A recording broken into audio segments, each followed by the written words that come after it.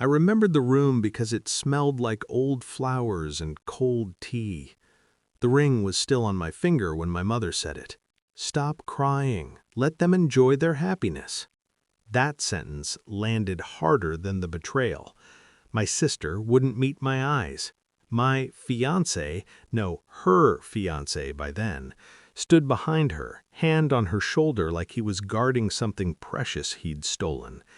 I stood there, silent, spine straight, listening to my family explain why my pain was inconvenient. That was the moment something inside me went quiet. We didn't start this way.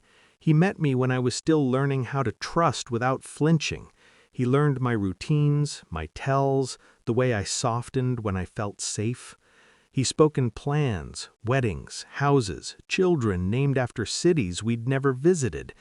I believed him because he was patient, because my sister liked him, because my family approved, because love, when it looks stable, convinces you it's honest. The signs came softly. A phone turned face down, a laugh he didn't explain, dinners missed, excuses polished smooth.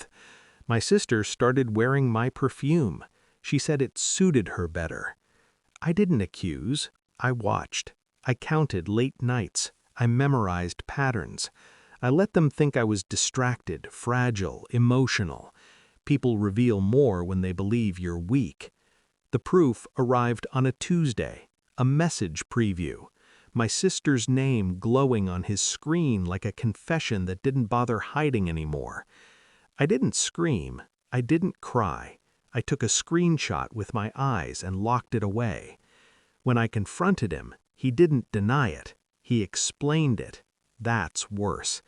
He said it just happened. He said I was too intense. He said my sister understood him. I nodded. I thanked him for his honesty. I walked away with my dignity intact and my plan already breathing. The family meeting came fast. They framed it as peacekeeping. They framed it as maturity. They told me blood mattered more than broken promises. They said love shouldn't be punished. They asked me to be quiet so no one else would feel uncomfortable. That's when I understood the real betrayal wasn't the affair. It was the expectation that I would carry everyone's shame so they wouldn't have to. So I stopped reacting. I started preparing. I met with a lawyer before I packed my things, not to threaten, to understand. I separated finances quietly. I redirected accounts. I documented everything, dates, messages, timelines. I didn't tell anyone. Silence is underestimated. Then I made my next move, visibility. I told the truth once, calmly, publicly, no dramatics, just facts. I let people draw their own conclusions. They always do. I declined the wedding venue refund and transferred it to my name. Contractually, it was mine. I donated half to a charity my family loved to brag about. I kept the rest. Control tastes better when it's earned. My sister tried to reach out. She said she missed me. She said we could heal. She said we shouldn't let a man come between us. I didn't respond. The confrontation happened months later, at a family gathering I almost skipped. I wore the dress he once loved, not for him, for me. When they saw me, happy and unbothered, the room shifted. Confidence unsettles people who expect ruins. My sister cornered me near the window. She looked tired. Love like theirs ages quickly. She asked why I was being so cold. I smiled. "I'm not," I said. "I'm just no longer carrying what isn't mine." He stood behind her again, still guarding, still afraid. I addressed him without turning. "You didn't win," I said softly. "You were reassigned." That was when it hit them.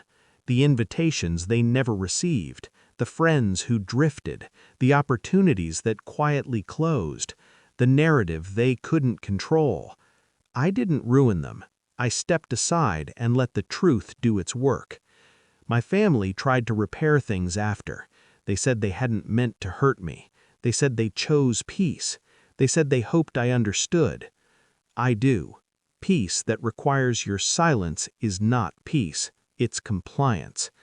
I didn't cut them off dramatically. I reduced access. I stopped explaining. I let consequences replace conversations. Boundaries are a language people suddenly understand when you stop translating yourself. Now, when I think about that first room, the flowers, the tea, the ring, I don't feel rage. I feel gratitude. Because humiliation stripped me down to something honest. Because betrayal taught me precision. Because choosing myself rewrote the ending they had planned for me. There together, they got their happiness. I got my freedom.